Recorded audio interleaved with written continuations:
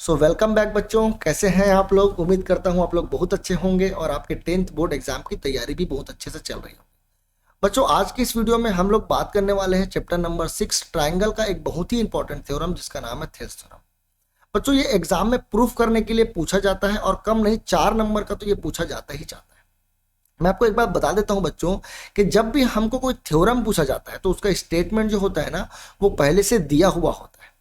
लेकिन कुछ थ्योरम्स ऐसे भी होते हैं बच्चों हमारे मैथ्स की किताब में जिसमें हम लोगों को स्टेटमेंट नहीं दिया होता। जैसे मान लीजिए इसी क्वेश्चन को, मतलब इसी थेल्स थ्योरम को वो दूसरे तरीके से कैसे प्रेजेंट करके आपसे पूछ सकता है, बोल सकता है state and proof Thales theorem, state and proof Thales theorem. अगर इस तरीके से अगर वो क्वेश्चन को आपसे पूछेगा बच्चों, तो आप लोगों को क्या करना पड़ेगा, आप लोगों को स्टेटमेंट पता होना चाहिए। अगर आपको स्टेटमेंट पता नहीं है सो आपके जो मार्क्स है एग्जाम में वो कट जाएंगे। सो हम लोग सबसे पहले स्टेटमेंट को याद करेंगे, रटना नहीं है। स्टेटमेंट को याद करने का मैं आपको तरीका बताने वाला हूं, देखिए कैसे याद करना है। तो बच्चों, ये जो स्टेटमेंट है आप उसको पूरा का पूरा एक साथ पढ़ेंगे ना तो आप लोगों को याद करने में दिक्कत हो जाएगा। इसलिए स्टेप बाय स्टेप, कोई भी चीज को हम लोग कैसे याद करते हैं, स्टेप बाय स्टेप। सो हम लोग क्या करेंगे, ये जो स्टेटमेंट लिखा हुआ है इस स्टेटमेंट को मैंने 3 पार्ट में डिवाइड किया है। सबसे पहला पार्ट देखिए बच्चों, if a line drawn parallel to one side of triangle, ये पहला पार्ट है इसका। यानी कि if a line drawn parallel to one side of a triangle, मान लीजिए हमारे पास कोई एक ट्राइंगल है। चलो हम लोग एक ट्राइंगल पहले बना लेते हैं। ये जैसे हमारे पास एक ट्राइंगल है, इस ट्राइंगल में हमारे पास टोटल तो 3 साइड थे। एक साइड था ए बी था एक साइड, और एक साइड था बी सी, और एक साइड था सी। ये जो तीनों की तीनों साइड्स हैं बच्चों, उसमें से कोई भी एक साइड को आप एज्यूम कर लें। जैसे मान लो मैं बी सी को एज्यूम किया, सो बी सी के पैरेलल एक लाइन ड्रॉ करना, यही बोला गया फर्स्ट पार्ट में। If a line drawn parallel to one side of triangle, यानी किसी एक साइड के अगर मैं पैरेलल लाइन ड्रॉ कर दूं, तो देखिए बच्चों पैरेलल लाइन तो मैं ड्रॉ कर सकता हूं, कोई दिक्कत की बात नहीं है। कई तो पैरेलल लाइन ड्रॉ हो सकता है, यहां पर भी एक पैरेलल लाइन ड्रॉ हो सकता है, यहां भी एक पैरेलल लाइन ड्रॉ हो सकता है, यहां पर भी एक पैरेलल लाइन ड्रॉ हो सकता है, इधर भी कहीं पर एक पैरेलल लाइन ड्रॉ हो सकता है। तो ऐसे बहुत सारे पैरेलल लाइन ड्रॉ हो सकते हैं। अब आ जाते हैं इसके सेकेंड पार्ट में, है ना। जो स्टेटमेंट है उसका सेकेंड पार्ट, पहला पार्ट तो कंप्लीट हो गया। आगे बोला गया to intersect the other two sides in distinct point. यहां पर बच्चों बात को समझना है, हमारे पास ये भी पैरेलल लाइन था, ये भी पैरेलल लाइन था, ये भी पैरेलल लाइन था, ये भी पैरेलल लाइन था, लेकिन हम लोग सब पैरेलल लाइन को नहीं ले सकते। हम लोगों को वही पैरेलल लाइन को लेना है जो बाकी दोनों साइड को, यानी कि हमारे पास जो BC था जिसके पैरेलल हम लोग एक लाइन ड्रॉ कर लिए थे, अब बाकी दोनों साइड कौन सा बच गया था, एक AB बच गया था और एक AC बच गया था। सो AB और AC दोनों को 2 अलग अलग पॉइंट पर कट मारना चाहिए। तो देखिए जैसे मैं ये सबसे ऊपर में जो लाइन बनाया हूं, इसका नाम चलो 1 दे देते हैं, ये 2 दे देते हैं, ये 3 और ये 4 है। ये जो लाइन 1 मैंने बनाया है बच्चों, ये बाकी दोनों साइड को कट कर ही नहीं रहा है। तो अगर कट नहीं कर रहा है तो ये लाइन लेने का हमको मतलब नहीं है, इस लाइन के बारे में बात नहीं कर रहा है जो थेल्स है। ये दूसरा लाइन को अगर आप लोग देखें तो जो सेकंड नंबर का लाइन है बच्चों, वो AB और AC को सिर्फ एक पॉइंट पर ही टच कर रहा है, यानी एक पॉइंट पर ही कट कर रहा है। तो हमको ये वाला लाइन भी नहीं चाहिए, हमको वही लाइन चाहिए जो बाकी दोनों साइड को 2 अलग अलग पॉइंट पर कट कर रहे हो। तो देखो ये भी लाइन है हमारे पास और ये भी लाइन है हमारे पास, तो आप दोनों में से कोई भी एक लाइन ले सकते हैं, इसमें कोई दिक्कत की बात नहीं है। सो मैं लाइन नंबर 4 को लेता हूं, लाइन नंबर 3 को मैं डिलीट कर देता हूं। चलिए यहां पर से मैंने डिलीट कर दिया, और ये जो लाइन है ना इसका एक एथेंटिक नाम दे देते हैं हम लोग L। सो हमारे पास स्टेटमेंट के 2 पार्ट हमने कवर कर लिए हैं, जिसमें एक में बोला गया है कि एक लाइन है जो किसी एक साइड के पैरेलल है, और आगे बोला है to intersect the other two side at distinct point या इन डिस्टिंक्ट पॉइंट, यानी कि 2 अलग अलग पॉइंट पर। जैसे यहां पर देखो एक पॉइंट ये है और एक पॉइंट ये है, इसका नाम मैं चलो दे देता हूं कुछ समय के लिए D, और इसका नाम दे देता हूं E। तो जो लाइन L है वो BC के पैरेलल है, और बाकी दोनों साइड को यानी AB और AC को 2 अलग अलग पॉइंट पर क्या कर रहा है, कट कर रहा है। यही बोला गया है इन डिस्टिंक्ट पॉइंट। तो ये 2 पार्ट हम लोग कवर कर लिए स्टेटमेंट का। पार्ट बाय पार्ट अगर याद करेंगे तो आपको बिल्कुल याद, पहला पार्ट दूसरा पार्ट। अब तीसरे पार्ट में आ रहा हूं ना, the other two sides are divided in the same ratio, यानी कि जो अदर टू साइड है, अदर टू साइड यानी कि एक है हमारा AB और एक है हमारा AC। देखो AB को डिवाइड करने वाला एक जो पॉइंट है वो D है, यानी ये रेशियो जो होगा AD अपॉन BD का, यानी कि ये जो D है वो AB को 2 पार्ट में अलग अलग कर रहा है, 2 पार्ट में बांट दिया है। सो एक जो पार्ट था वो एडी था और दूसरा जो पार्ट था बीडी था, तो इनका रेशियो, और ई जो था वो एसी को दो अलग अलग पार्ट में डिवाइड कर दिया था। सो ये हो जाएगा ए upon E C.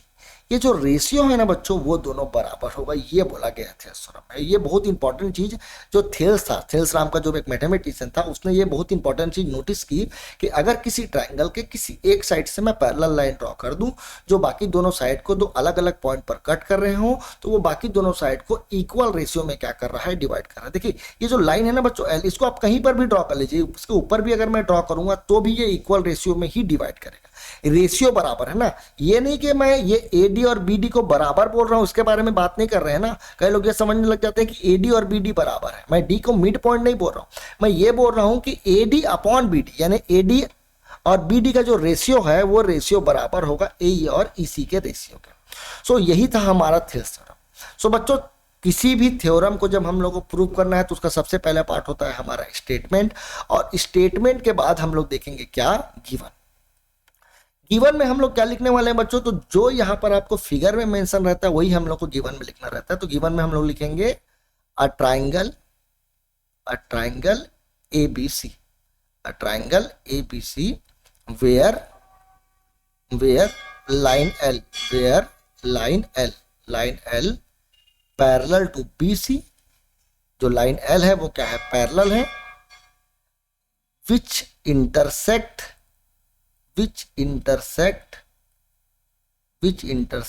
AB and AC at D and E।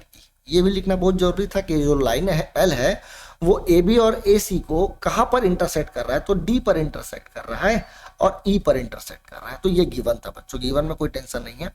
अब तीसरा जो पॉइंट हम लोग पढ़ते हैं बच्चों किसी भी थ्योरम को प्रूफ करने के लिए, वो है टू प्रूफ, है ना। तो टू प्रूफ लिखना पड़ेगा। तो टू प्रूफ में क्या लिखना है, तो ये जो प्रूफ करना है वही लिखेंगे, यानी कि A D upon B D जो है वो बराबर है ए ई अपॉन ई सी। ये हम लोगों को प्रूफ करना है। अब देखिए बच्चों कोई भी थ्योरम को प्रूफ करने के लिए कभी कभी हम लोगों को कुछ कंस्ट्रक्शन करना पड़ता है, तो इसमें भी हम लोगों को क्या करना पड़ेगा, कंस्ट्रक्शन करना पड़ेगा। ठीक है, सो कंस्ट्रक्शन चलिए कर लेते हैं। इसको थोड़ा मैं साफ कर देता हूं। देखिए अब हमको अगर इसमें कंस्ट्रक्शन करना है तो क्या कंस्ट्रक्शन करना है ये हम लोग को याद करना पड़ेगा।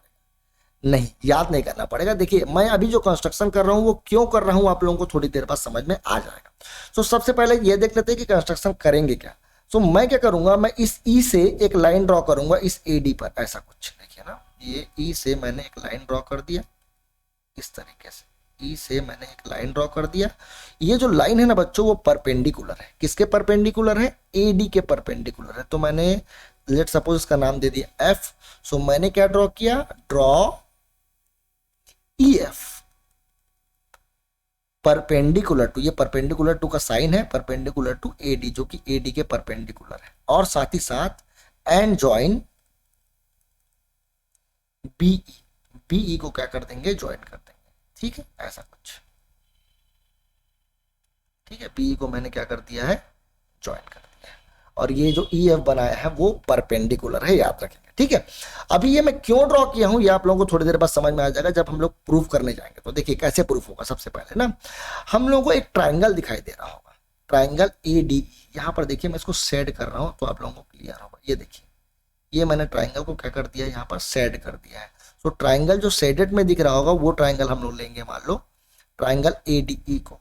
और अगर इस एडीई का मैं एरिया निकालूं, यानी एरिया ऑफ ट्राइंगल एडीई निकालूं, सो किसी भी ट्राइंगल का जो एरिया होता है ना बच्चों वो होता है half into base into height. So मैं इसको हाफ कर देता हूं और बेस मान लो मैं एडी को बेस ले लिया। सो इसके करस्पॉन्डिंग जो हाइट होगा ना बच्चों वो ई एफ के बराबर होगा। अब आपको समझ में आ गया होगा कि मैंने ई एफ क्यों ड्रॉ किया था, क्योंकि मेरे को ट्राइंगल का एरिया चाहिए था एडीई का, और किसी भी ट्राइंगल का एरिया के लिए हम लोग को हाइट का रिक्वायरमेंट होता है, तो मैंने हाइट ड्रॉ कर लिया है। उसके साथ ही साथ हमको एक और ट्राइंगल दिख रहा होगा, ट्राइंगल बी डी। ये बी डी को भी चलो मैं सेट कर देता हूं, ये बी डी इतना वाला जो पार्ट है हमारा। ठीक, इस बीडीई को अगर देखो बच्चों और इसका एरिया अगर निकालूं तो फिर से वही फॉर्मूला लगेगा, half into base into height. So अब मैं बेस ले रहा हूं चलो बीडी को। तो अब मेरा हाइट कौन होगा, ये इंपॉर्टेंट बात आपको पकड़ में रखनी है। देखिए कौन होगा इसका हाइट, ध्यान से सुनना ना। इसका जो हाइट होगा बच्चों, देखिए ये ट्राइंगल को मैं नीचे में ड्रॉ कर रहा हूँ। ये एक ट्राइंगल जो मैंने BDE बनाया था वो कुछ इस प्रकार से दिख रहा है, जिसमें ये जो एंगल है ना ये ऑब्ट्यूस एंगल है, इसीलिए इसको ऑब्ट्यूस ट्राइंगल बोलते हैं। तो ये वाला जो है वो B है मान लो, और ये वाला जो D है मान लो। सो BD के करस्पॉन्डिंग अगर मैं हाइट ड्रॉ करूँ ना बच्चों, तो वो हाइट बाहर में ड्रॉ होगा, ऐसा कुछ यहाँ पर ड्रॉ होगा। तो ये जो EF है वही इसका हाइट होने वाला है। ये E पॉइंट था और ये EF था। सो ये जो होगा वो भी EF के बराबर होगा, जो इसका हाइट होगा वो। सो अब आपको और क्लियर हो गया होगा कि मैंने EF क्यों ड्रॉ किया था। तो EF जो था वो एल्टीट्यूड था दो ट्राइंगल का, ADE का भी एल्टीट्यूड था और BD का एक एल्टीट्यूड था। अब अगर मैं इसको इक्वेशन नंबर 1 बोल दूं बच्चों और इसको इक्वेशन नंबर 2 बोल दूं, और दोनों इक्वेशन को अगर मैं डिवाइड कर दूं, तो मेरे को देखो क्या मिल जाएगा, area of triangle ADE upon area of triangle BDE बराबर, दोनों में से हाफ हाफ कैंसिल हो जाएगा, EF भी कैंसिल हो जाएगा। अगर मैं डिवाइड करूं तो हाफ हाफ दोनों कैंसिल, EF। तो देखिए मेरे को क्या मिल गया, AD अपॉन BD मिल गया है। और ये हमारा रिक्वायरमेंट था सबसे पहला टू प्रूफ में। देखिए AD अपॉन BD की जरूरत थी। तो आप लोगों को क्लियर हो गया होगा कि ये कंस्ट्रक्शन मैंने क्यों किया है। अब देखिए बच्चों, इसका कंस्ट्रक्शन का थोड़ा सा पार्ट मिसिंग था, वो पार्ट को भी मैं क्या कर देता हूं, पहले लिख लेता हूं। देखिए अब हम लोग क्या करेंगे, फिर से जो ट्राइंगल ADE लेंगे, ये ADE का इस बार में जो बेस है, इस बेस को मैं AE ले लेता हूं और D से एक हाइट ड्रॉ कर लेता हूं। तो इसको मैं थोड़ा सा पहले मिटा लेता हूं ताकि आप लोगों को थोड़ा क्लियर हो जाए। ठीक है, ऐसा। तो यहां पर देखिए बच्चों, अब मैं क्या कर रहा हूं, अब मैं D से एक लाइन ड्रॉ कर रहा हूं कुछ इस प्रकार से, ऐसा। और ये 90 डिग्री है, यानी कि इसको नाम दे देते हैं, ये F नाम दिए थे तो इसको नाम दे देते हैं G। तो हमने क्या किया है, draw DG perpendicular to DG हमने बनाया है परपेंडिकुलर टू AE के परपेंडिकुलर। और साथ ही साथ फिर से हम लोग क्या करेंगे, एक मिनट रुकेंगे, इसको मैं थोड़ा सा और मिटा रहा हूं ताकि आप लोगों को थोड़ा क्लियर दिखाई दे। और अब मैं क्या करने वाला हूं, मैं अब CD को ज्वाइन कर देने वाला हूं। जैसे आपने B को ज्वाइन किया था वैसे ही आप लोग CD को ज्वाइन कर देंगे। यहां पर लिख देंगे ज्वाइन CD। तो ये हमारा कंस्ट्रक्शन वाला पार्ट क्लियर हो गया। अब मैं फिर से एरिया ऑफ ट्राइंगल ADE निकालूंगा, ध्यान से देखेंगे ना। अगर मैं ट्राइंगल AD का एरिया फिर से निकालूं तो अब मैं बेस मान लूंगा AE को, और इसका जो करस्पॉन्डिंग हाइट है वो क्या बनने वाला है, DG बनने वाला है। सो हाफ इंटू बेस के जगह पर AE ले लेंगे, बेस मैंने ले लिया क्या, AE, और हाइट इसके करस्पॉन्डिंग कौन बनने वाला है, तो DG बनने वाला है, तो मैंने DG ले लिया। अब एरिया ऑफ ट्राइंगल, मैं दूसरा ट्राइंगल ये वाला लेने वाला हूं। देखिए अब मैं इसको सेट कर रहा हूं, उस ट्राइंगल को ध्यान से देखेंगे। ये जो ट्राइंगल है इसका नाम है CDE, ट्राइंगल CDE। इस ट्राइंगल का एरिया निकालेंगे तो फिर से हाफ इंटू, अब बेस कौन होगा, तो बेस होगा CE। CE क्यों लेना है आप लोगों को अब क्लियर हो गया होगा, क्योंकि देखो हम लोग को AE और EC की जरूरत थी, तो यहाँ पर मैंने AE ले लिया है और यहाँ पर EC ले लिया, जिसको हम लोग CE भी बोल सकते हैं, कोई दिक्कत की बात नहीं है। इनटू, अब इसका हाइट कौन है, तो अगेन देखिए यहाँ पर हाइट EF और EF लिए थे, तो यहाँ पर भी हाइट DG और DG ले लेंगे, ताकि फिर से मैं इक्वेशन नंबर 3 और इक्वेशन नंबर 4 इसको मान करके क्या कर देता हूँ, डिवाइड कर देता हूँ। तो मेरे को क्या मिल जाएगा, area of triangle ADE upon area of triangle CDE। अगर मैं दोनों को डिवाइड करूं तो हाफ और हाफ दोनों कैंसिल हो जाएगा, DG भी दोनों कैंसिल हो जाएगा, और मेरे को यहां पर मिल जाएगा AE अपॉन EC। सो देखिए जो मेरे को रिक्वायरमेंट था दो चीज का, वो दोनों का दोनों चीज मेरे को मिल चुका है। ठीक है, अब अगर इन दोनों को बराबर करना है बच्चों, तो ये वाला और ये वाला पार्ट, दोनों पार्ट बराबर होना चाहिए। अगर ये दोनों पार्ट अगर आपस में बराबर हो जाते हैं तो AD अपॉन BD जो है वो AE अपॉन EC के बराबर हो जाएगा और कहानी हमारा खत्म हो जाएगा। तो देखो बच्चों, इन दोनों को अगर ध्यान से देखो तो ऊपर में तो ट्राइंगल ADE का एरिया है और इधर भी ट्राइंगल AD का एरिया है ना। तो मेरे को पता है, क्या पता है, कि एरिया ऑफ ट्राइंगल ADE जो होगा, एरिया ऑफ ट्राइंगल ADE जो होगा वो एरिया ऑफ ट्राइंगल ADE के बराबर तो होगा ही, क्योंकि दोनों का दोनों ट्राइंगल सेम ट्राइंगल, और दो सेम ट्राइंगल का एरिया जो होगा वो इक्वल 100% होने वाला ही है। सो ये बात तो क्लियर हो गया। और यहां पर देखिए बच्चों, अगर मैं ट्राइंगल BDE को देखूं, ये देखिए BDE और एक CDE दिख रहा है, इन दोनों को देखूं तो देखिए फिगर में अगर हम लोग ध्यान से देखें, सो एक ट्राइंगल CDE था जिसको मैं शेड किया, और एक ट्राइंगल BDE को भी चलो मैं शेड कर देता हूं। देखिए कुछ इस प्रकार से। अब ट्राइंगल BDE को आप देखें, BDE को और ट्राइंगल CDE को देखें, तो दोनों के दोनों ट्राइंगल का अगर एरिया बराबर हो जाएगा तो हमारा काम बन जाएगा। और ये बराबर है बच्चों, तो कैसे बराबर है ये देखना है हम लोग को। तो क्लास 9th में हमने एक थ्योरम पढ़ा था। क्या थ्योरम पढ़ा था? कि वो ट्राइंगल जो सेम बेस में होते हैं, जैसे देखिए मैंने यहाँ पर एक ट्राइंगल ड्रॉ किया है आपके लिए, और एक और ट्राइंगल ऐसा कुछ ड्रॉ कर दिया है। थोड़ा सा ये गड़बड़ नजर आ रहा है, इसको मैं ठीक कर देता हूँ आपको लिए। ठीक है, तो हमारे पास दो ट्राइंगल है मान लो। चलो एक ट्राइंगल कुछ ऐसा बना देता हूं मैं, और एक ट्राइंगल इसी बेस में और बना देते हैं इस प्रकार से। एक का नाम दे दिया ABC और एक का नाम दे दिया यहाँ पर D, तो DBC।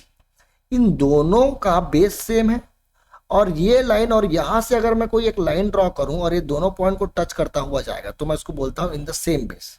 तो यहां पर देखिए बच्चों, ये जो दो ट्राइंगल हमने फिगर में ड्रॉ किया था आपने, ये जो ऊपर में यहां पर देखेंगे इस फिगर में, तो यहां पर हमने जो दो ट्राइंगल ड्रॉ किया था, एक था BDE और एक था CDE। दोनों का जो बेस है वो है DE जो है दोनों के दोनों का बेस है। और ये जो DE लाइन है और ये जो BC लाइन है वो तो पैरेलल है। ये तो शुरू से ही पता था कि भाई मैंने जो L ड्रॉ किया था वो तो BC के पैरेलल था।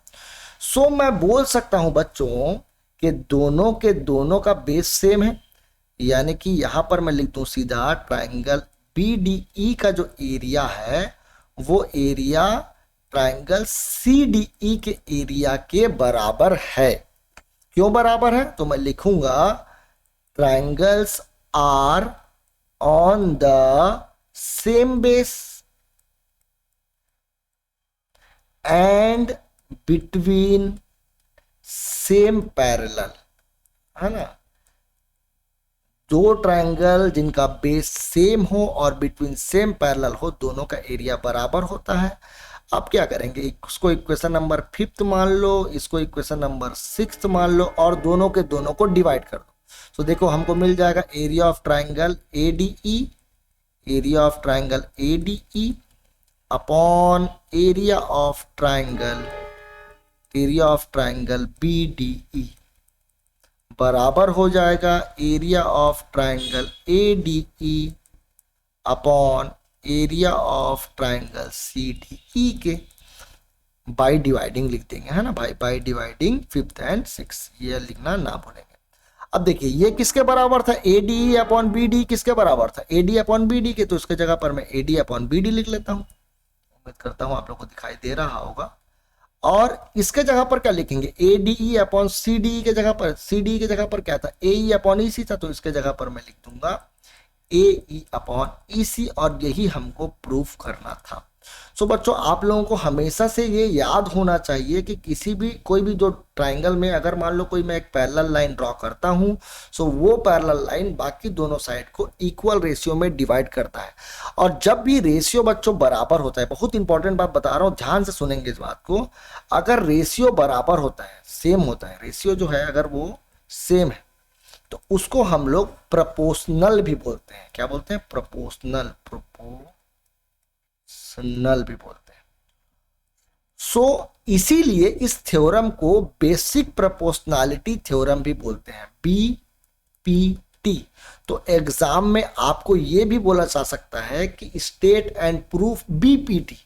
तो उस कंडीशन में आपको थेल्स थ्योरम ही प्रूफ करना है, याद रखना है। तो ये था बच्चों थेल्स थ्योरम का पूरा प्रूफ, जो आप लोगों को बिल्कुल एग्जाम में करके जाना ही जाना है।